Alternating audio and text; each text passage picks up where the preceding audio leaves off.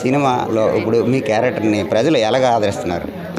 I think రాజా అనే ఒక character ఒక ప్రాపర్ పల్లెటూరు అమ్మాయి, తెలుగు తమిళ్ పల్లెటూరు అమ్మాయి, మంచి వాల్యూస్ ఉండి మొండితనం ఉండి మన ఇంట్లో ఉంటారు కదా జనరల్గా ఇంట్లో ఒక ప్యాంపర్డ్ కిడ్ ఉంటారు కదా. ఐ థింక్ అలాంటి ఒక అమ్మాయి రాజా.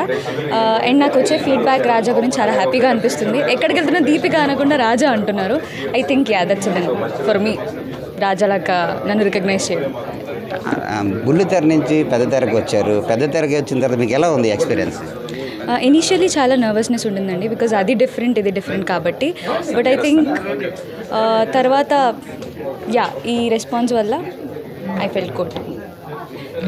ఓకే, ఇప్పుడు ఏదైతే ఉందో సక్సెస్ మీట్కి వెళ్తున్నారు, థియేటర్స్లో ఆడియన్స్ ఎలా రిసీవ్ చేసుకున్నారు? ఆడియన్స్ అయితే I think they're enjoying it thoroughly the film and all. మేము వెళ్ళినప్పుడు కూడా చాలా ఎక్సైట్ అయ్యి అన్ఎక్స్పెక్టెడ్గా మేము వెళ్ళడం జరిగింది, వాళ్ళ రియాక్షన్స్ చూడడం జరిగింది. అవన్నీ చూసి మాకు కూడా ఒక మంచి బూస్ట్, ఒక మంచి వైబ్ వచ్చింది. సో చాలా హ్యాపీగా అనిపించింది.